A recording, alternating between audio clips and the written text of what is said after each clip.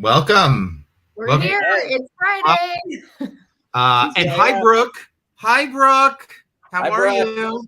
Brooke Silva, friend of the show. Are you here? Brooke Silva, you better be watching.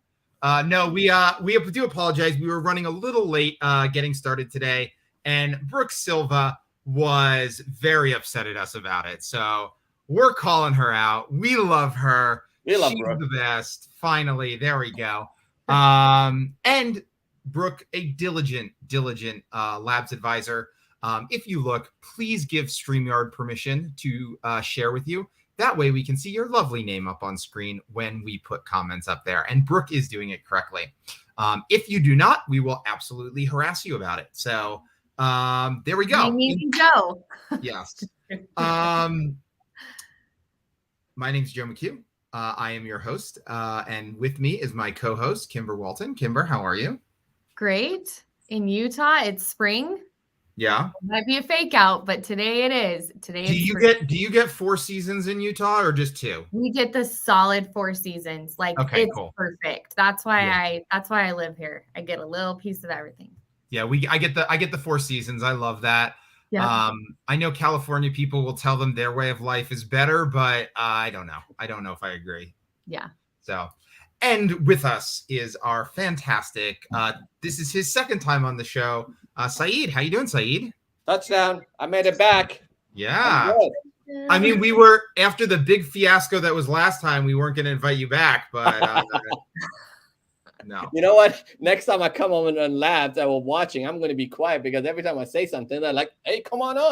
I'm like, okay. Yeah, you sounded like you knew a lot about open houses, and we were like, okay, we need you on here. Yeah, we don't even know if it's going to be like command open houses. We're just like, hey, let's go topic on open houses for this week, right? So, well, welcome, Saiid, and tell us a little bit about yourself, where you're from, and what you'll be teaching today. So, I'm a realtor, a part of leadership team here at KW Devon Wayne from Philadelphia suburbs. Go cheesesteaks. The real Philly cheesesteaks there. Yes. And I've been in real estate for about 8 years, about 95% of it with KW as of December of 2014. And so a little bit over 82 transactions so far. And, I had a slide that I'm going to share later on, multilingual, and I love to do what I'm doing right now. Cool. Well, we love having you. So, let's get on. I guess, Brooke, I'm assuming, actually, I do know this is a Philly cheesesteak reference, with or without the whiz. How do you like it, Saiid? Depending if I want to go to sleep or if I don't want to go to sleep, because the cheese whiz, they call it, just bring a pillow if you're doing it outside. If you're having it at home, just have it on a couch because you're going to bed. Yeah, cool. Awesome. I have no idea what you're talking about. It's Philly cheesesteak. I'll chime in on the open house part, okay? I've had Philly cheesesteak in Philadelphia. That's why I got that reference. So it's a great area. So, let's get going. Where do we want to start, Saiid? What are we doing? So the number one thing I wanted to go to, we're going to keep things simple. This is not going to be where you're going to say, hey, I'm going to make the landing page. Let's do QR codes. No, we're going to make it simple because, guys, one of the things that I think a lot of people do, they put this doing an open house on a pedestal where people like, oh, my God, this is the major thing I have to do, right? So I just simplified what I think you should prep for, and it has some systems and models in there, and how I have done it. I'm going to share a lot of best practices and some forums. I actually do a lot of stuff manually. So we're going to go over that. Simplify. Okay. That's it. I love that. Yeah. And the reality is we do always want to start with simple, and we're allowed to add complexity to that, but we got to master the simple before. Otherwise, we're just going to fail. And I think that's such a brilliant approach. Even to those of us, I'm pointing fingers at myself here, who always complicate things. It's always a nice reminder to go back to those basic, simple steps and then build off of that, right? Yeah. So, cool. And so let's go into that presentation that I created, and more than willing to share afterwards. Do you guys see the PowerPoint presentation? Not yet. What I see, if I share your stream right now, I will see your desktop. and your so you see screen. that small screen. I have to change that. Yeah, I see that here. Can I change that, Joe? Yes. Okay. I just wanted to bring in, let me see. We're so confident. Kimber's our tech support person. So Kimber, can he change that? I just feel like you can do anything you set your mind to.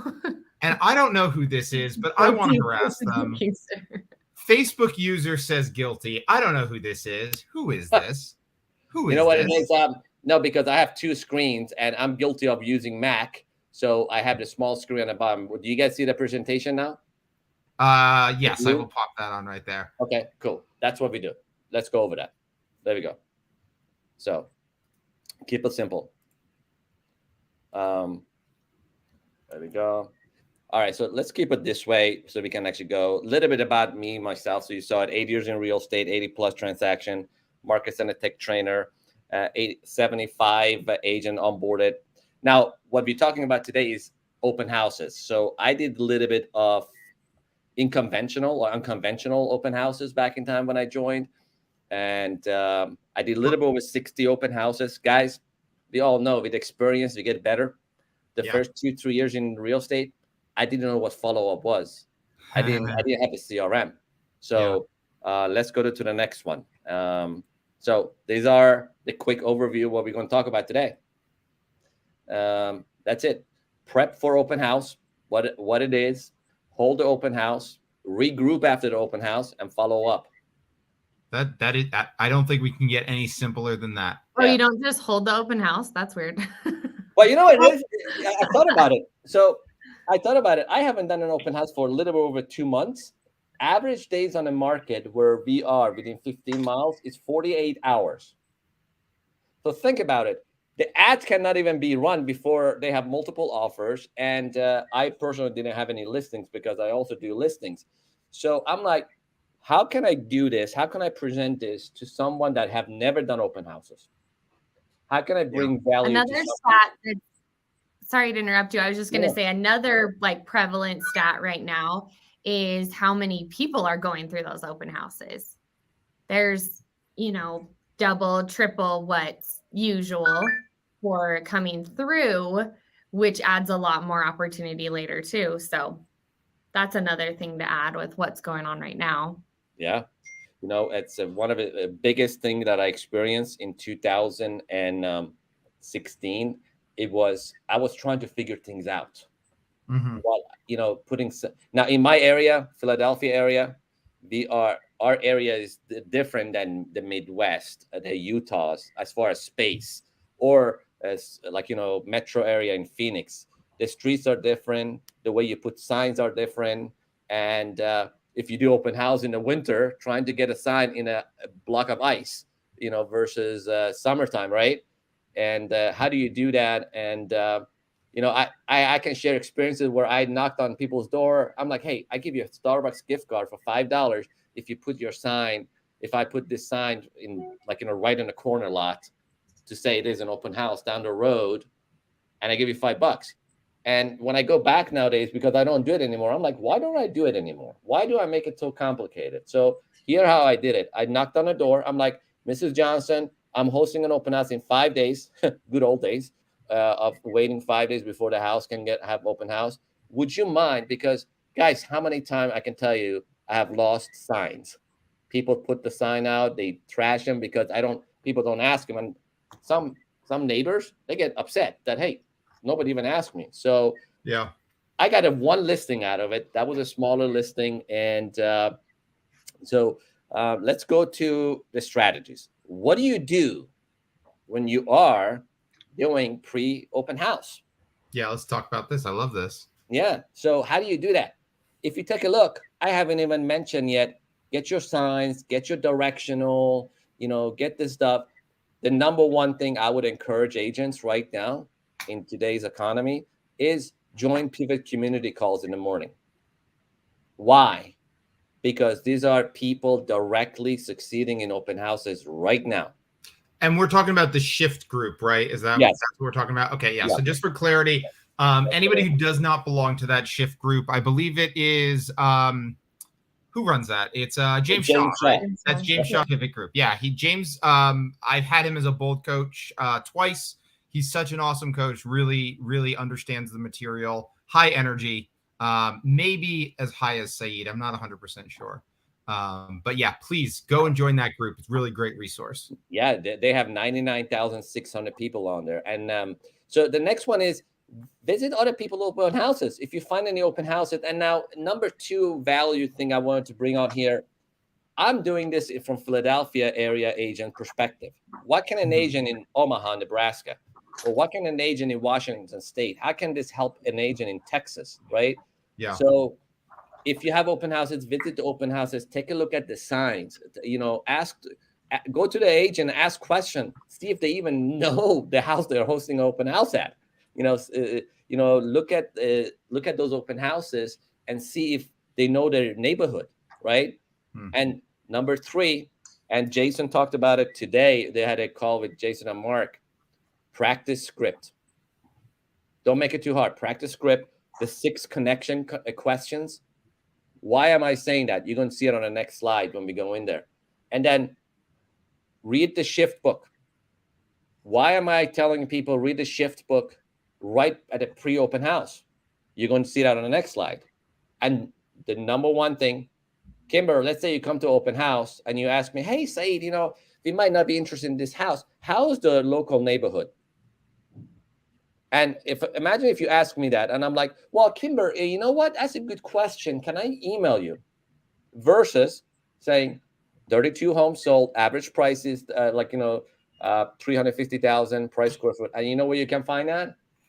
You can pull up on the KW consumer app on our website very fast, or your local MLS, or Remine, or RPR. So I think it's a good point to be able to, like you just said, be able to, spitfire those stats and then also say the market's constantly changing and I would like to add you to an email list and, or I would like to send you this. Don't say add to email list. I don't know why that came out of my mouth. Throw away. Look at it. We didn't know. You could say it with a little bit more pizzazz, but to get those up-to-date stats, real estate's hyper local, whatever more eloquent way you want to say that. And if you are able to throw out those stats really quick, that person already looks at you as a good resource for that versus like, well, I don't know, let me email you later. Well, you know what it is though? I thought about it. Okay, that value add number 3 here. How can I do something to the consumer, a mofer, that allows them to say, "Hey, that's the guy, honey, get over here. That's the guy that wants to sell our house. You got to talk to this guy." And you're not even talking about what are you looking to buy? Do you have a lender? Do you have another agent? Well, obviously, you have to ask those questions. Like I mentioned earlier, you got to know these things, before you even do this stuff, right? So, and doing open houses unprepared, I have done them. Joe calls me on a Wednesday because he wants to go to a concert on the weekend. It's like Saiid, I cannot do it. Would you mind? I have done it so many times. At one point I was doing 4 open houses a weekend. This was like back in the 1800s, right? When there were listings. So, and I have come across some opportunities, and value add number 4. Never, ever, ever, ever give up on a lead. It doesn't matter who it is. Yeah. Yes. Really. Never, ever give up on a lead. So again, we're not talking about put the sign here, bring the cookies, because I'm number 1 person going to eat the cookies anyway. So people can show up. They're like, there's no cookies. And, knowing all this stuff is going to make your open house so fine-tuned. And I see it because I went to a couple of open houses on a couple of different higher price points.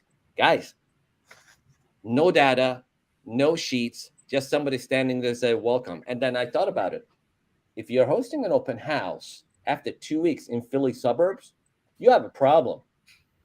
It's called pricing.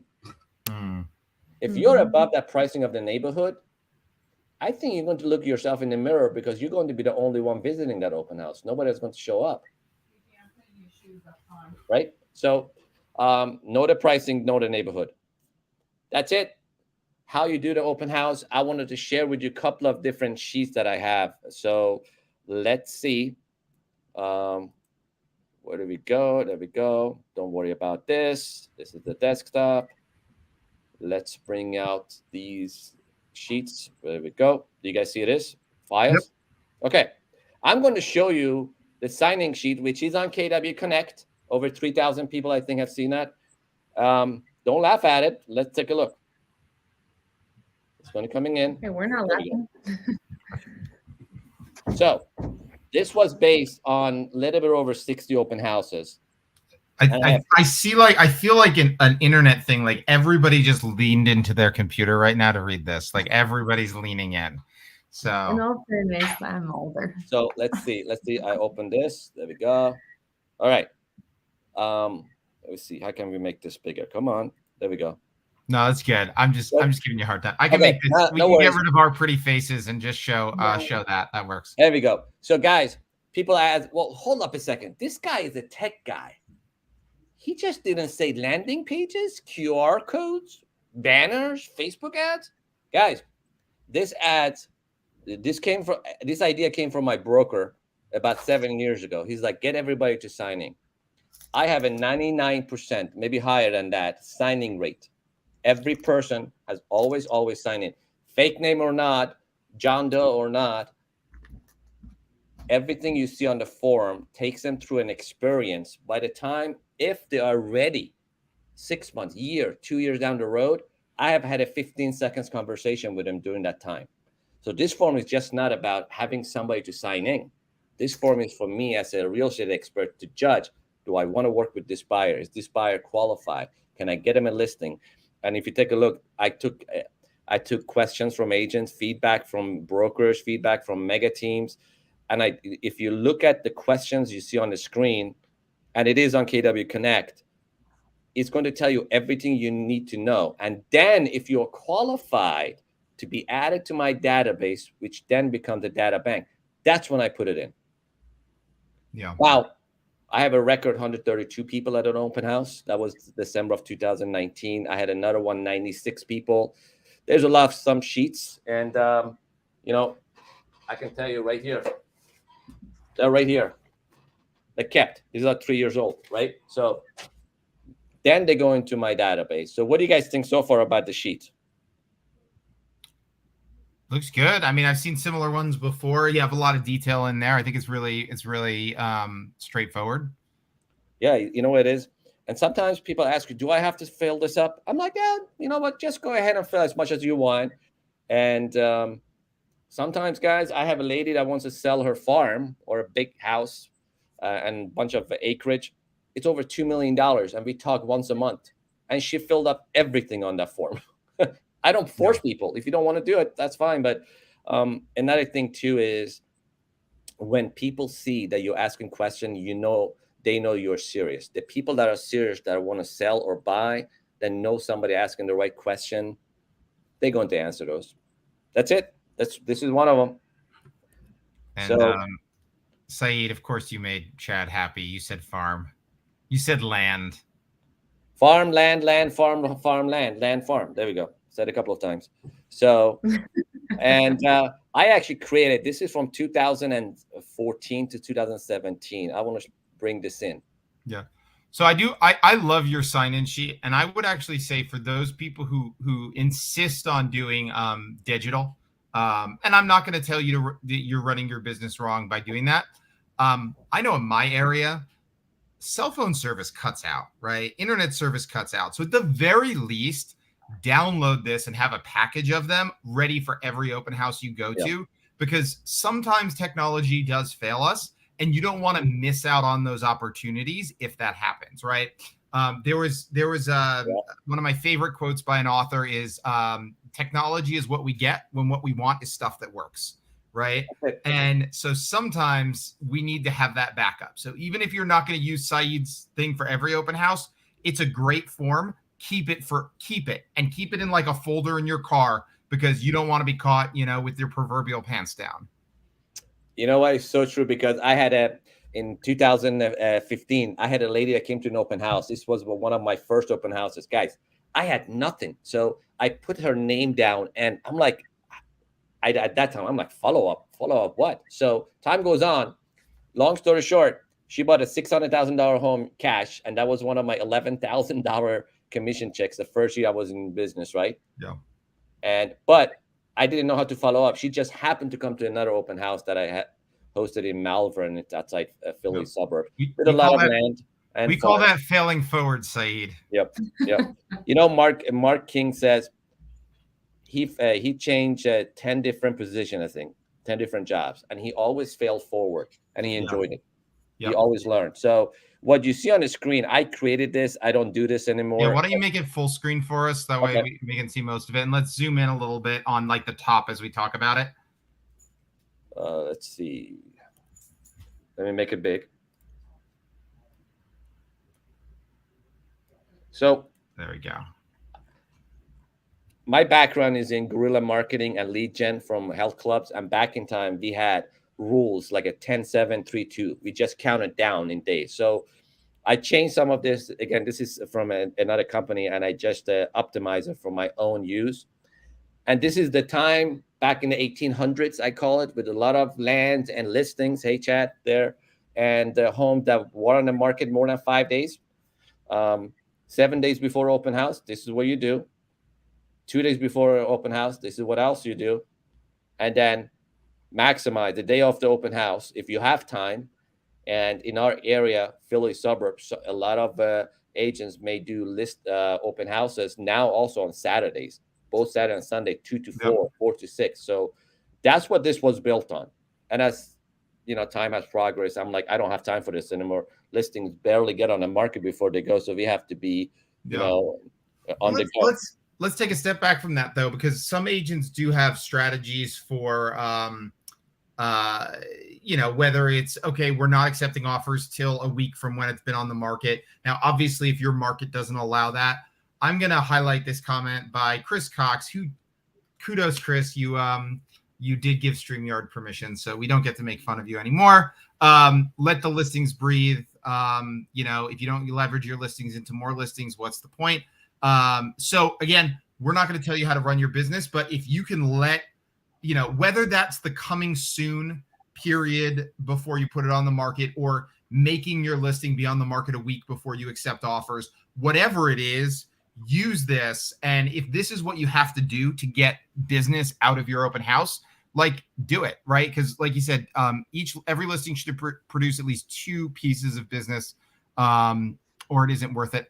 I don't know if I'd agree with that. That check at the end is pretty big, but we hear what you're saying, right? We'd rather get 3 commission checks rather than 2 from every single listing. So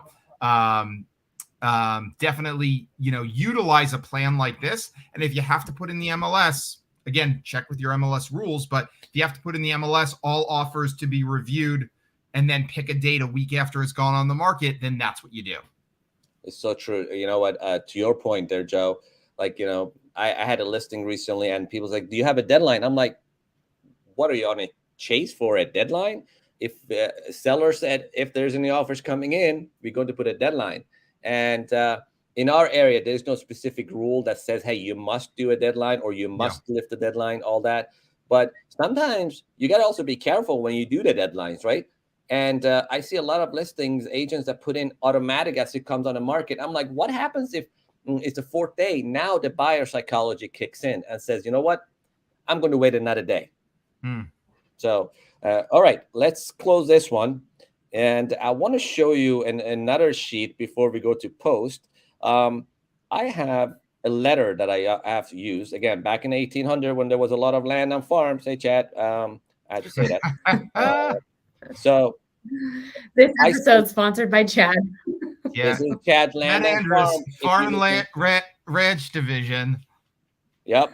Just put your phone number there, Chad, so people can call in if they want to buy land and farms in Texas area. So I send letters. This is one of the letters. It doesn't have to be this detailed. And, you know, unfortunately, in today's world, you can rely on USPS delivering and on time. So if you send this on Monday, it may get delivered 3 days later, 3 years later, you know? So, and in our specific area, I wrote down, if you do send letters out like this or any postcard on Thursdays in this area, based on data analytics, there's a lot of like, you know, commercials, like, all the store brands sending out their advertising.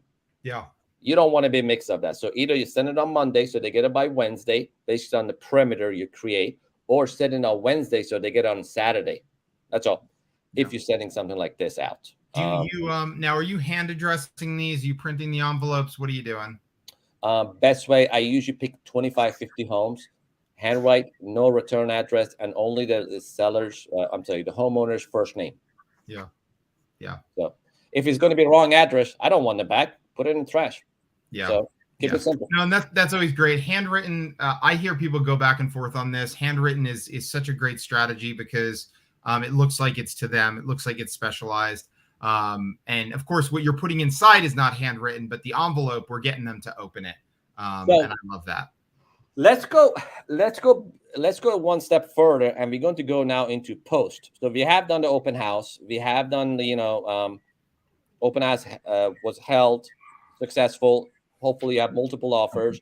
Now, I don't know about you guys. Some sellers still want to host like an open house, even if they have offers in hand, they haven't signed. It's not executed. So let's go master your post open house. Leads into database immediately. Always clean, if you do that. Follow up within a few hours. If you take a look, it's not days, few hours. So if you held open house at 2 or 4, call them at 6. Command app, man. What's that?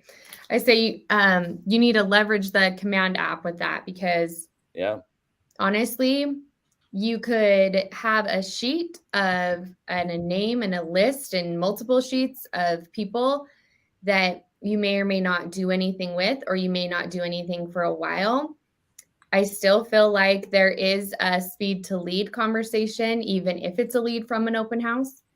And for them to get a text message on the way to the next house, what does that look like compared to, oh, hey, 3 days ago when you were looking at houses, or hey, 2 weeks ago when you were looking at houses. Yeah. If you spend a couple of minutes to just go add those people in a downtime or right after, before you close up and get in your car, you're just being a little bit more intentional about follow-up. And absolutely, you know what? I go back to that sheet that I created. Everything is psychology with that signing sheet. How were they when they signed in? Were they receptive? Were they defensive? Were they mad that they had to do it? Did they walk out?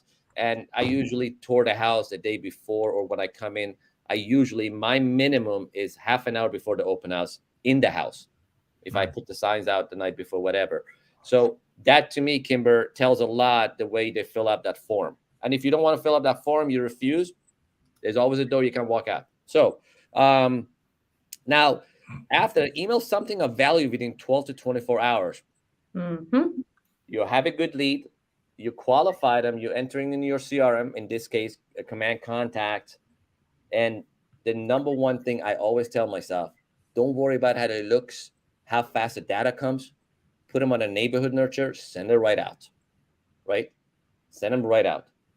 And then mastering the 6 connecting connections, which is on page 95 in the shift book, is going to allow you to have maybe a post open house qualification conversation, right?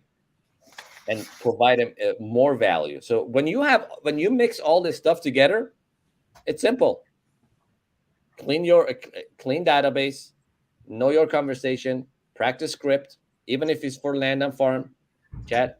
And then, knowing all this stuff is going to allow that person getting a call, a text like, wow, this person is really an expert in the local market. And with that said, what do you guys think? I love that. I want to ask you a couple questions, right? Because you have the sign-in sheet. So a lot of low tech here, right? We're not doing tech, but what's the importance of getting them into your database? Because, right, obviously you're talking about monthly neighborhood nurtures and things like that. So what's your process when you're taking these paper sheets and getting them into your database so that you're not missing anybody? Obviously, you're applying a filter to who goes in there. What else are you doing to make sure that you don't it's not Thursday and you're like, oh, I have all those leads I got to put in now. So what's your system? You know what? Sunday night, because I used to do a Sunday night or the night after, I tried to be like, right, whatever, I'm at home or at the office, I input them right that night if I have. So, and then starting this year, I'm trying to master my morning. So I have dedicated times in the morning. I'm not going to say between 7 to 9, but I'm like, okay, for 20 minutes, I'm going to sit down. I'm going to put these 3 sheets, 50. Obviously, guys, if it's 50, 100, you got to plan that. But take a look at what you have on the screen. This is something else that I do. This is actually, it's a kind of a post-it size. You can put it on a computer so you can see it. Let's see if you can make it big. There we go. So, Joe, to your question too, if I am stressed, if I forget it, things comes up, I dedicate times during the week. Yeah. I'm not going to say, hey, this is the perfect time to do on a Sunday, but dedicate once, twice a week. However, if you're doing a lot of open houses and when you get a lot of leads and you have things coming in, don't be surprised, similar to Jillo and Bedfin leads, that they don't respond, right? Because after they leave the open house, 90% of buyers are on this. They most likely are somewhere else in a different universe looking for leads, right? So I always stress that night, that day. Joe, I had an open house, and this is a success story in Westchester, PA. And it was a good open house. We had a little bit over 134 people. We ran out of signing sheets. I had 2 people helping me signing in. I signed up a lot of people in the database, and I got 2 sales out of it in 2021. One was in 2021, one was in late 2020. And all the leads came in December of 2019, right? And you see it right here. 1 video text you can do, email, text again, handwritten note per week via regular mail. Hopefully it gets there. Postcard for leads via with address, because some people, they come into your open house, they don't give their address, but they have an email. Some people come in and give a fake one, so whatever. And then if you put their cell phone number in Facebook Messenger and you find them on Facebook, send them a message. Yeah. And if you use Facebook Messenger on your phone and you see a green light next to their name, if it shows up, again, if they show up, send them a message, send them a video message. I love BombBomb. I do a lot of BombBomb videos to people. I have leads right now. I just looked before I came on. I think they're about 5 years old, 6 years old. Yeah. They may already have bought a house, but 80% of people say, oh, we're going to use Joey Doe and we're going to buy a home with him. Less than 20% of people use the same agent 6, 7 years later. So if you have a name and number, the data in a TCPA-friendly way, contact them. That's it. Yeah. I love that. So are these personalized videos? Yep. Oh my goodness. Video text, or do you do a generic one for a smart plan? I have never done like in a generic one.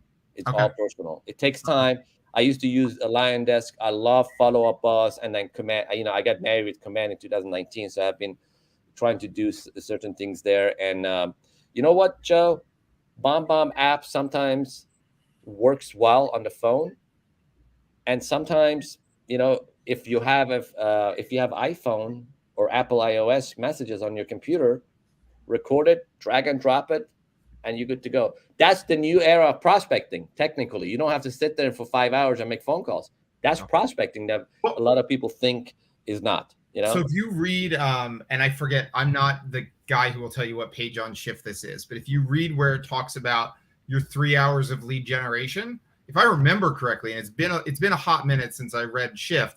Shift actually breaks that down into your different activities, and only a third of that, and from the Shift perspective, is on calls in of themselves. Now, obviously, if your primary strategy is expired listings or for sale by owners, you're going to be a little more heavy on calls. But if your morning is your open house follow-up and part of that lead generation is writing them a note or sending them a message, that should be 1 hour of your morning time block, right? You're absolutely right. It's Shift Tactic 4.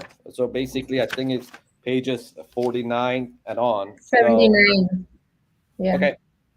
So this is I'm not a page number guy, and honestly, it's been a while since I've read Shift, so I'm just pulling this right from my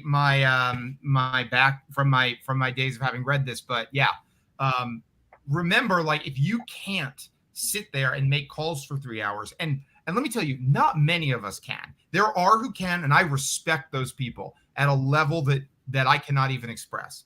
But there are other ways to lead generate that don't let that be the reason you're not lead generating. You know what? One of the things that I learned is don't set up obstacle that you don't have. Yeah. You know, and I would say one of the best for if you're a millennial and you're just new to real estate, you say, you know, I will absolutely not make a phone call. I don't care how many of these I have. You know, I'm not going to text people, whatever. That's fine. Sit in front of Messenger a couple of hours while you're watching TikTok videos, most likely. And message all your friends via Facebook Messenger. Or if you're like Kimber, you're making the TikTok videos. Making TikTok. She's probably going to get texts from me saying how Utah open houses are going. Now, I just wanted to point, because you brought up BombBomb.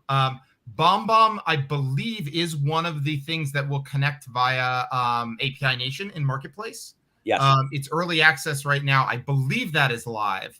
So you can move your contacts from command. I haven't used it, so don't say I don't know who has, but definitely check that out because BombBomb is a great system. And of course, we do want people to be using command as well. So check that connection out if you are using both of those systems. Joe, so this is the tracking I used to do, you know, back in the 1800 prior to command. So some stats for you. I had 100 in these are the open house from 2017, right? So there's about 3, 4, 5, 6, 7, 8. So about 11 open houses, 124 leads, 40 of them with agents, 64 of them potential without agents, and potential leads 23. Back in time, I used to do a lot more like in a delegate things, and I love this. You're speaking my language with this. Yeah, I'm like, so wait, what percentage were already represented by an agent? So you have at that time, again, this is a era before command. So yeah, agents 40 out of 2, so about I would say 1/3.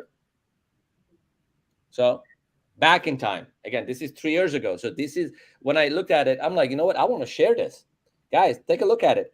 3-4 years ago, we had less people represented, right? Nowadays, are they more people that are not represented, or is more people represented? Because of the era of lead generation has changed. Internet lead generation are taking more over. I don't know if you guys seeing, at least in our market, like, you know, the Ojos, the Op Cities, the Jetfin, the Detfins, and Jillos and Pillows, everybody else out there, right? So, but one thing I'm seeing in our area is these major sites such as Op City and Ojo are struggling to have referral for those agents in their platform. That's it. Think about it.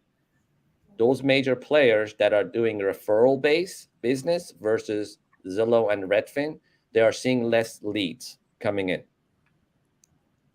So because they have a lot of agents per zip code. So what I'm trying to say is, guess what? There's one tool we have at our disposal that for less than $3, you can get the potential same leads. Well, I'm off on a little tangent right now because I know recently Gary's been having conversations with people about a shift, right, economically. And what I think is going to be the most interesting thing about this economic shift is we have had all of these companies come in, and all of these companies are doing the same thing. They're generating leads for agents. So the ones you named, the other ones, right? You know, we have the big players, right? Zillow, Realtor. We have Op City. We have all of these things, all essentially going after and the same group of people, right? The group of people who is going to buy is not 50 million people. It's not even a million. Well, it might be 1 million people, but it's not, whatever it is, it's not as many leads as they have to sell. And they're all selling those same leads to different people because it's the same people who are going to buy. And so what's going to happen is as the economy squeezes, agents are going to realize I don't have to buy from all of these companies. I don't have to buy from all these services. And we're going to start seeing them. And I don't know which ones it will be. I don't think it's going to be the big Z because the big Z seems to survive everything. But some of them are going to fold. And it isn't a question of if, it's a question of when and which ones. I don't know where I was going with this tangent. You just put some ideas in my head. Now I'm on my soapbox. Just land a plane on a big farm or land in Texas. Hey, Chad. So, no, you know what it is too. I thought about it. How can I simplify things for my market center agent or people that I meet? Yeah. That there's one thing since, what was it, 1891 that we have had? Keep it simple. Yeah. Don't go above and beyond. If you can use command campaigns, and now going back to that, never, ever, ever, ever delete a lead unless they tell you, I don't want to hear you. Don't harass me. Please take me off your list. Right. Yeah. We need to go back. Sorry. People are looking at Saiid's blank screen. Oh, it was beautiful. It was beautiful. So. Thank you for Kimber. Just call that out live. Yeah, it's fun. Nobody in the audience mentioned it. That was weird. So, well, anyway, I think it's really interesting because, like, whether we're talking about open house leads or internet leads, the one thing that those two things share, right, in common, is it shouldn't take you a lot of money to generate them, right? And in fact, what it takes, and you said it by saying it's in the follow-up, what it takes is time, right? It's not a lot of money, but it's time. So whenever we get leads, we have the choice, do we spend more money or do we spend more time on them? And internet leads and open house leads, we're spending time. Referrals from other agents or things like OpCity, which you had mentioned, we pay large referral fees, but we're also handed a lead that's a little more ready to go. Yeah. So it costs us more money. So in the end, really what we're talking about here with open houses, and when we talk about internet leads or when we talk about farming a community, is what do you value, what do you want to spend more of, right? And here's the fun thing is if you spend the money, if you spend the time on those open houses and internet leads now and learn to convert them and then eventually pay other people to convert them, then you're putting money into people and not into other companies. And if you do that, then you're growing your own business rather than just being reliant on somebody else, whether you're spending time or money, right? So again, you got me on a soapbox, Saiid. I don't know how you're doing this. No, you know what it is? Look at it this way. There's one word that ends of it all is going to matter. You bring value to people's experience, right? However the experience you're creating. And one of the things that I think that's 6 words. 6 words. Okay. So let's say 7, 8, 9. So one of the things I learned is in talking to agents, especially our fellow agents that are in coaching, we want to make sure it's simplified that, hey, don't be scared to do an open house. Yeah. Don't make it too complicated. Let me show you how, from my experience of hosting 60 plus open houses. Now I went back and looked. It's somewhere between $40,000 to $50,000. I could have made a lot more. It wasn't enough that I made from sales. I just about 8 months ago, I closed on a listing or buyer that bought. I met this couple about 2.5 years ago. I re-signed 3-4 buyer agency agreement that expired, right? They will keep coming back. And, I asked them, I'm like, Frank and Melody, why did you guys keep coming back? What? They're like, you know what? Our words is our word. We told you we're going to deal with you and you provided a great experience. That's what I'm like, you know what? It wasn't just me. I have a whole crew behind me that makes me look good. Yeah. So don't give up on lead. Make sure follow up. What was it? 87% of the success is in the follow up. Yep. So I just, you can. And I'm not sure whether it was us looking at a blank screen or might being on a soapbox, but we have lost quite a few people watching. So the number dropped. It must have been me yelling. People were not in the mood to be yelled at today. It's Friday. Listen, they don't want to look at me. Hey, yeah.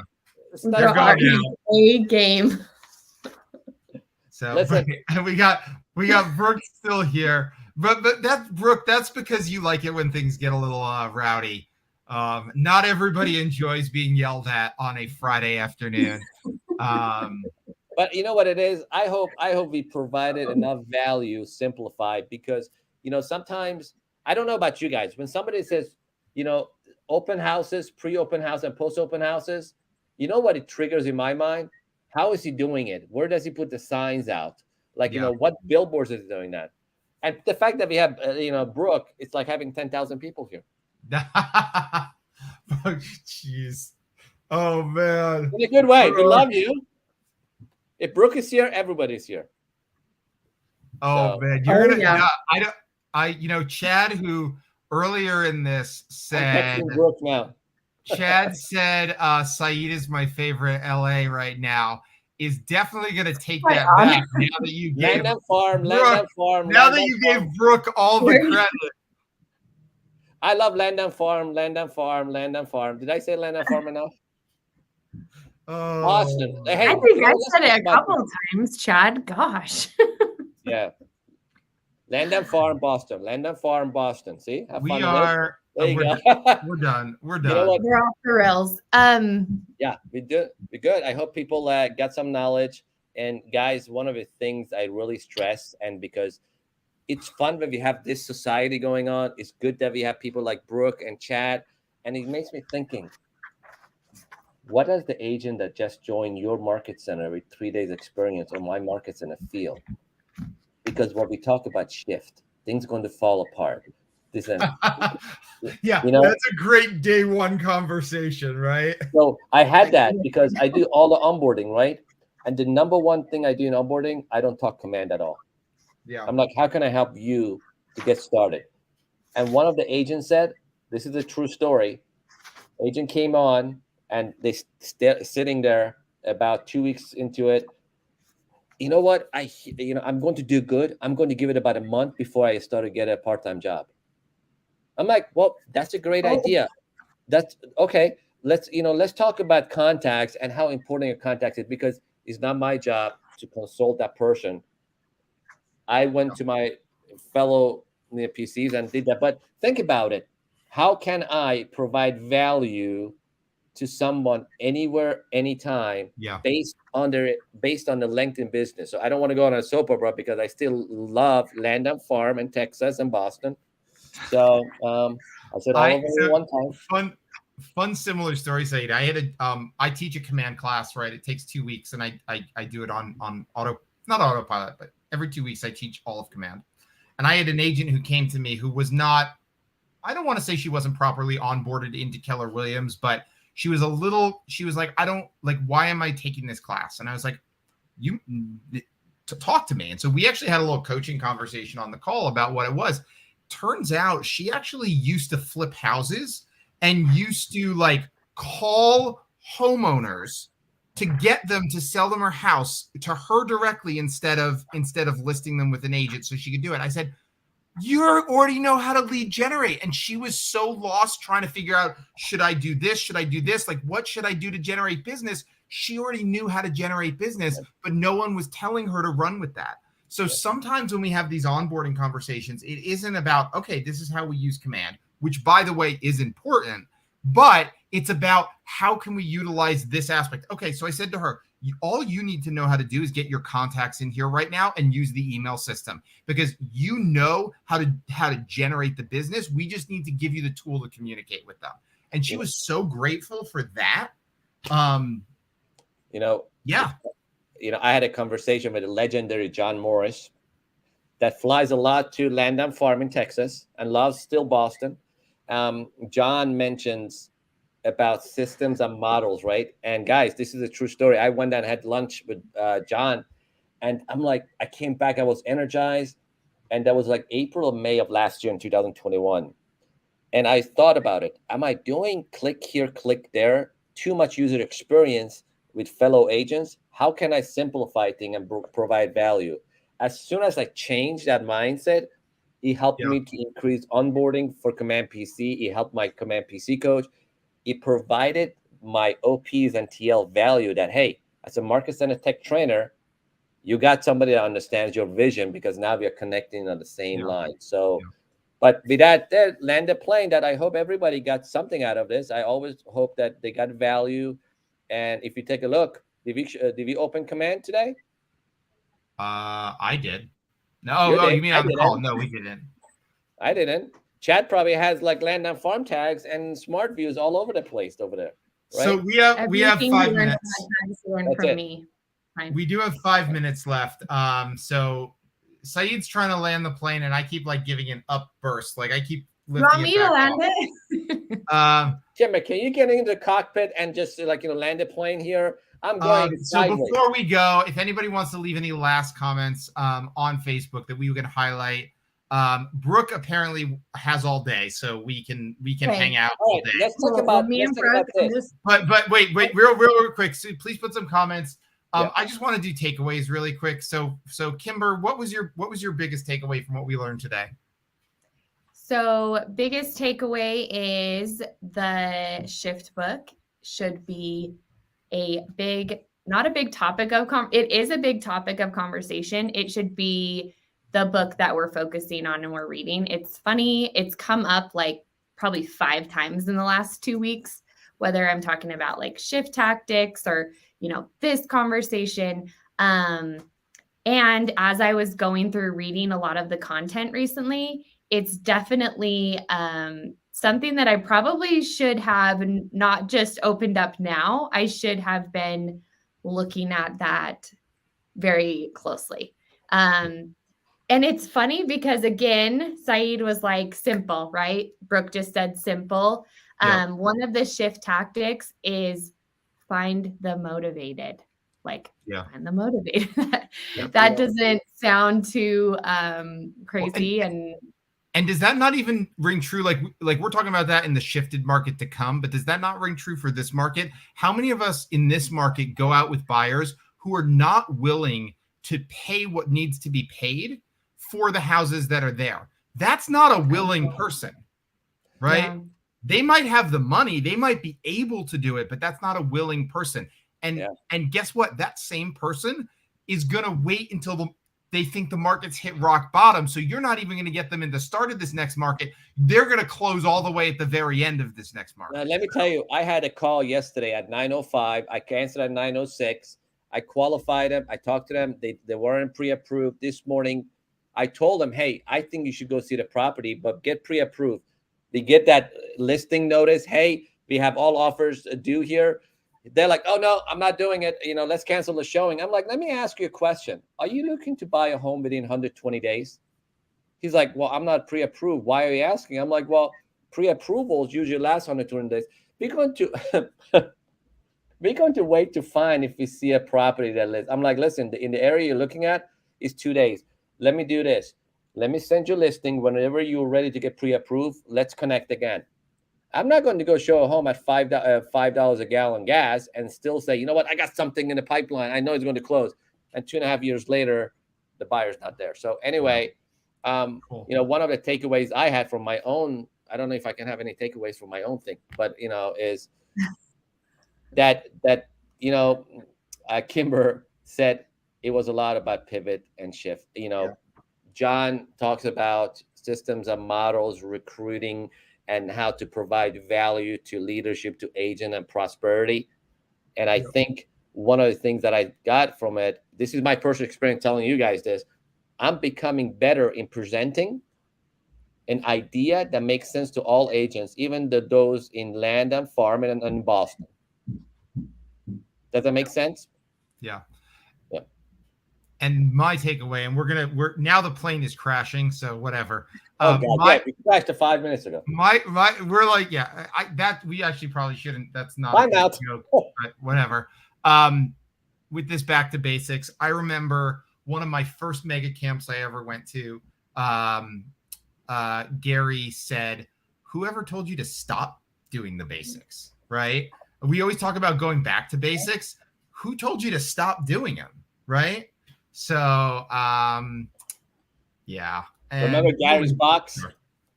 Never get on a plane with Joe. This is I don't. Best thing ever. Note cards. Take a name and number down. Follow up on him. Is that simple? We have entered the chaos portion of the show. I need to go to bed soon. We did turbulence. Never get on a plane with Joe. All right. So on that note, I think there were some great takeaways here. I honestly like all the chaos. You know me. I love chaos. Thank you, everybody, for sticking with us, who has stayed with us.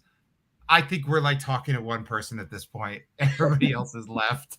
So, well, you know what? We're talking to all those people that are still here, which is the land and farm, farm and land and farm again. And Boston. In Boston. And Florida. And then, hey, Chris Orsini is on. You know what? Right. While we are crashing, let's crash. Chris Orsini is on. Jeez. What does that mean? I don't even know what that means. Like, while we're crashing, Chris is here. What? Okay. You couldn't crash it. I crashed it for you. You should have stopped watching this about 30 minutes ago. But if you are still here, Kimber, what's our topic next week? Oh my gosh. Okay. Oh, Garrett Stewart. If you guys we love Garrett. Garrett's a good guy. Oh my gosh, I love him. Postcards. Like marketing postcards. I bet there's a lot of we need to know how to do that because Saiid just told us we have to do that to follow up on our open houses. So you know what, guys? On to that. Yep. I knew our beloved Garrett's going to come out here, and I'm like, okay, that's going to go very good with what we just talked about today. Your follow up, if it's not a phone, make sure you send postcard. And hey, people are going to see you don't even need to send 200 postcard around your neighborhood. You can do as low as 50, 20, 10, and all within one spot. One. I was trying to make it normal one, Yeah, and then 2 weeks from now, we're going to have this guy, the man, the myth, the legend, Chad Andrus. Land and farm. Yes. Yeah, and then Hallie Armstrong. So. Ooh. Their topic is still in the works. I feel like it will involve land. And farm. And farm. And farm. Land and farm. I hope that this starts your weekend off great. I'm just going to end the broadcast before anybody else says anything else. We'll go back to showing Saiid's desktop, because apparently your number of text messages was giving Brooke anxiety. So we're going to give her anxiety again and end the show on this. So thank you, everybody, so much for being here. Oh, that's I'll come back on. There we go. And we're ending it, I think.